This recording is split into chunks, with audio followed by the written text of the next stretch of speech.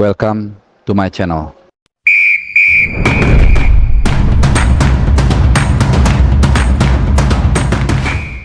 Halo, salam sehat, salam Tim Nasional Indonesia juga. Masih menjelang pertandingan pertama dari Piala Asia Under-23, di mana Indonesia dalam beberapa jam ke depan akan menghadapi pertandingan pertama menghadapi tuan rumah Qatar di Jassim bin Hamad Stadium. Jadi ini sekali lagi gue informasikan merupakan stadion di mana kita kalah 4-0 dari Australia di Piala Asia Senior kemarin. Kita akan bermain hari Senin, ya, hari ini tanggal 15 April 2024 tentunya jam 22.30 waktu Indonesia Barat. Kalau di Qatar itu jam 18.30 waktu Qatar. Jadi 6.30 sore habis maghrib ya. Pertandingan yang sangat penting, pertandingan yang sangat dinanti-nanti, dan tentunya juga gua akan bahas, gua akan ulas bagaimana kira-kira peta kekuatan terutama tim nasional kita, seperti apa juga line up yang akan ditampilkan oleh Sintayong. Jadi gua akan bahas semua sekaligus untuk menemani mungkin kalian yang lagi ada di jalan, baru kembali dari mudik dari kampung halaman, atau mungkin yang akan segera beraktivitas karena ini sudah memasuki hari Senin. Jadi apapun aktivitas kalian, mudah-mudahan video ini bisa menjadi teman bagi kalian ya. Oke. Jadi seperti yang gua katakan tadi, gua rangkum. Jadi video ini merupakan rangkuman dari persiapan tim nasional kita Under-23 dalam mungkin 7-10 hari terakhir ya, sejak Hoki Caraka dan kawan-kawan terbang ke Dubai, kemudian melakukan TC menghadapi juga dua tim dari Timur Tengah. Arab Saudi kita kalah 3-1, tapi saat itu memang kita lebih kepada untuk mencoba melihat kebugaran para pemain. Babak pertama dan babak kedua itu diganti semua. Nah, dan kemudian di pertandingan uji coba yang kedua kita mengalahkan UEA, Uni Emirat Arab, dengan skor tipis 1-0 melalui gol Witan Sulaiman. Walaupun di pertandingan tersebut kita sebenarnya tampil jauh lebih baik dan layak mendapatkan lebih dari 1 gol. Kemudian persiapan ini juga diafirmasi dari pernyataan Sintayong di preskon yang berlangsung kemarin di Khalifa International Stadium di Qatar lah pokoknya ya, bahwa dia sangat firm, sangat siap, sangat happy dengan persiapan yang dilakukan oleh tim nasional U23 menjelang Piala Asia kali ini ya. Dan itu bisa kita lihat dari bagaimana suasana tim, dari cuplikan-cuplikan video yang kelihatannya sangat rileks ya, ini penting.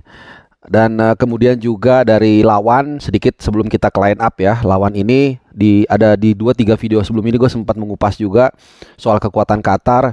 Jadi kekuatan Qatar ini kita jangan cepat berpuas diri atau merasa jumawa ya. Jadi pertama faktor tuan rumah ya. Gue ada pengalaman waktu, walaupun gue nggak mau bicara ini ya soal wasit, tapi faktanya waktu di Piala Asia Senior lawan Palestina kalau nggak salah ya, itu injury time-nya 7 menit dan wasit pas 7 menit meniup peluit. Ya padahal kan selama 7 menit pasti ada waktu terbuang, harusnya lebih. Nah, kemudian di final juga kita tahu Qatar mendapatkan 3 penalti. Tapi ya setiap tantangan ada peluang, jangan membuat kita surut, tapi juga jangan membuat kita terlalu jumawa kalau melihat performa Qatar dalam mungkin beberapa bulan terakhir ya, termasuk di uji coba terakhir di mana Qatar kalah dari China 2-0 dan juga hanya menang 1-0 dari Malaysia. Kalau kita tarik ke 10 laga terakhir, Qatar Under-23 itu hanya menang 2 kali melawan Malaysia dan melawan Jordan, dan sama-sama mencetak 3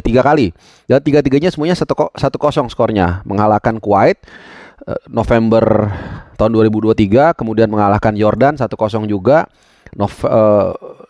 Tadi Oktober ya, mengalahkan Kuwait, kemudian mengalahkan Jordan itu November 2023, dan terakhir mengalahkan Malaysia itu bulan ini dengan skor 1-0 juga. Jadi sisanya 3 kali imbang dan 5 kali kalah. Jadi 3 kali menang, 2 kali imbang, dan 5 kali kalah. Jadi ini satu sisi yang mungkin bisa kita gunakan untuk membuat kita semua optimis, termasuk juga pemain. Walaupun tadi gue sempat mengutarakan ke kalian juga, ada faktor X yang mungkin kita nggak tahu. Dan satu lagi yang juga perlu gue informasikan sebagai komparasi supaya kita ada insight, hanya ada 2 pemain tim nasional Qatar U23 yang berasal dari senior yang membela Piala Asia kemarin, yang di senior ya. Gue lupa namanya, salah satunya Kasim Jaber kalau nggak salah. Jadi ada 2 sama Mansur. Ya lu cari sendiri ya. Pokoknya ada 2. Dilihat di video gue yang sebelumnya. Sementara kita ada 9+1. Kenapa gue katakan 9+1? Karena sampai dengan detik ini Hapner belum bergabung. Walaupun hampir pasti dia akan bergabung. Karena namanya sudah dimasukkan oleh Sintayong ke 23 pemain yang bertarung nanti yang akan segera bertanding, termasuk bahkan Bagas Kava ya yang sebenarnya tidak masuk di 23 pemain. Jadi nggak tahu untuk jaga-jaga atau apa. Jadi perbandingannya cukup jauh. Nah nanti kalau Hapner memang firm ataupun fix sudah bergabung nanti melawan Australia dia akan main. Berarti totally 10 pemain tim nasional U23 kita adalah jebolan dari Piala Asia Senior kemarin. Sementara Qatar hanya 2. Jadi ada hal-hal yang membuat kita optimis melihat kekuatan lawan dan kekuatan kita. Tapi juga ada hal-hal yang harus kita waspadai karena memang lawan juga nggak mungkin tinggal diam. Mereka pasti akan fight. Dan seperti dikalahkan Sintayong di preskon kemarin. Jadi Qatar ini adalah seniornya kan juara 2 kali Piala Asia terakhir 2019 dan juara bertahan 2023 yang terakhir ini ya. Itu menunjukkan bahwa kalau seniornya bagus, juniornya ini kan logikanya juga bagus karena untuk menuju senior kan berarti dari junior gitu. Jadi kita tidak apa ya, jangan terlalu overconfidence juga melihat kekuatan Qatar karena banyak yang gue dengar, wah nih Qatar kemungkinan paling besar kita untuk menang lawan Qatar nih. Hati-hati juga ya karena orang berpikir lawan Australia dan Jordan akan lebih berat. Enggak, menurut gue semua ini harus cukup berat. Tapi kita juga optimis dengan persiapan tim nasional kita di 10 hari dan menghadapi Arab dan UAE yang relatif cukup baik ya. Jadi ya itu intinya lah, optimis tapi juga tetap harus hati-hati. Nah terkait line up seperti yang gue utarakan di awal, jadi gue sudah membuat line up dari rangkuman informasi-informasi yang gue terima dalam mungkin 10 hari terakhir. Artinya kita akan lihat kan dari mulai uji coba, kemudian latihan, kemudian juga dari track record para pemain.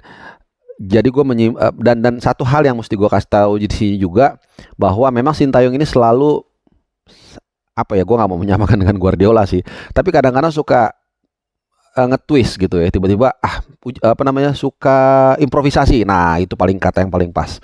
Jadi memang susah untuk menebak skuad Sintayong ini 100%, tapi paling enggak gua rasa kita ada beberapa titik yang sepakat dan sulit untuk berubah di line up yang akan diturunkan melawan Qatar nanti ya. Jadi yang pertama di Momistar gawang, gua rasa kita semua sepakat dan gua rasa juga hampir pasti Hernando Ari yang akan diturunkan di sana. Ya nggak usah gua beberkan lah Hernando Ari itu seperti apa biar nggak terlalu buang waktu. Kemudian di lini belakang, asumsinya pakai 3-4-3 ya. Nah 3 back ini secara umum gua selain mendorong para pemain-pemain yang punya caps banyak di senior di SEA Games U22 di SEA Games 2023 lalu dan juga yang jebolan Piala Asia, tapi gue juga untuk back melihat tentunya yang punya postur cukup tinggi. Ini penting, kenapa? Karena lawan kita Qatar ini punya postur strikernya ada salah satu nomor 9 ya, kalau nggak salah tuh Jaber Kasem apa siapa, Jaber ya, itu tingginya 182 cm, 180-an lah. Artinya berkaca dari pengalaman kita menghadapi Irak waktu itu, Rizky Ridho kalah duel bola udara dari pemain Irak dan akhirnya kebobolan. Artinya tinggi tubuh ini penting. Nah Rizky Ridho selain pengalaman, tinggi tubuhnya juga lumayan mumpuni lah, 182 cm. Dan kemudian 2 yang mengawal menurut gua di CB kanan itu adalah Muhammad Ferrari. Bagaimanapun juga dia di Persija Inti punya tinggi juga 176 kalau nggak salah, lumayan tinggi lah ya. Dan kemudian nah CB kiri ini sebenarnya paling ideal, gue yakin kita juga semua setuju, adalah Justin Hapner. Tapi kita tahu yang bersangkutan belum akan tampil di leg pertama, jadi gue akan menaruh Komang Teguh. Komang Teguh juga 170 sekian, kalau nggak salah 175 ya. Pokoknya lumayan lah, nggak terlalu jomplang banget. Dan di pertandingan pertandingan uji coba kemarin lawan Arab Saudi dia mencetak gol juga dan selalu dimainkan. Plus dia juga kalau memang dibutuhkan bisa juga untuk bermain sebagai DM. Jadi posisinya versatile ini juga penting ya, salah satu nilai lebih. Kalau nanti ada Hapner ya pasti Hapner yang ada di posisi situ. Oke? Nah sekarang kita bicara di sayap kiri. Ini juga sama, gua rasa kita sepakat Pratama Arhan tidak tergantikan di sisi kiri, dan di kanan Rio Fahmi sebagai full back kanan, karena kita tahu dia adalah andalan Indra Safri di SEA Games waktu itu, dan juga sangat inti di Persija Jakarta dan dia punya kecepatan dan agresivitas dia sangat dibutuhkan di sana. Ya seandainya ada Asnawi atau mungkin Yakob Sayuri, ya mungkin Yakob yang ditaruh di sana ya. Oke, kita ke duet di lini tengah. Sebenarnya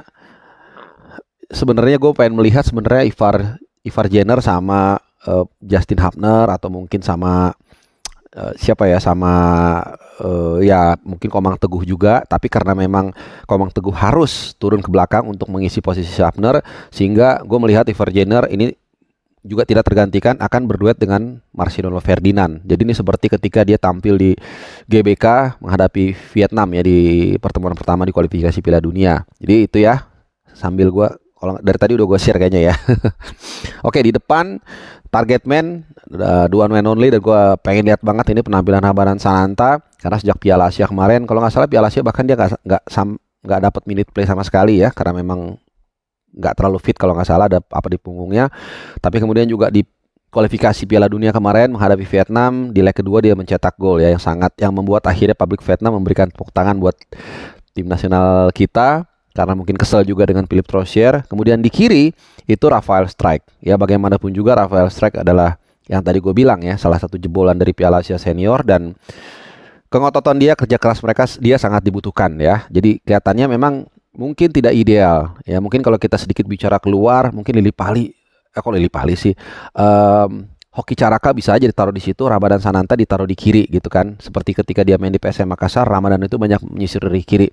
Tapi ya pengalaman di saat seperti ini sangat dibutuhkan, sehingga ya itu yang gue bilang, Ramadan sebagai target man, kemudian di kiri Rafael Strijk, dan di kanan gue rasa Witan Sulaiman ya, karena faktornya tadi jebolan Piala Asia, SEA Games, kemudian juga kemarin dia juga cetak gol kemenangan ke gawang WA. Jadi gue rasa nggak ada alasan untuk tidak mengisi posisi itu bagi untuk seorang Witan ya, kecuali mungkin kalau ada Yakob Sayuri mungkin agak kompetisinya agak sulit. Jadi 3-4-3 formasi yang sudah gue share, udah gue paparin juga alasannya kenapa. Mungkin kalian ada pendapat lain, silahkan tuliskan di kolom komen, dan kita akan lihat ya apakah kita berhasil untuk memulai perjalanan yang sangat menarik ini dan juga penting, pertandingan pertama meraih poin penuh. Tentunya kita berharap demikian, dan sisanya adalah kita bisa berdoa. Yang nonton dari Indonesia yang datang langsung ke Stadion Jasim bin Hamad Stadium, tentunya kita berharap dukungan mereka menggema ya, sehingga membuat Hoki Caraka bersemangat, walaupun Hoki Caraka mungkin baru main babak kedua. Never knows ya. Oke, terima kasih buat kalian yang sudah nyimak. Mudah-mudahan informasi ini bisa membantu kalian juga mendapatkan insight ya ketika menonton pertandingan nanti. Dan selamat beraktivitas, salam sehat.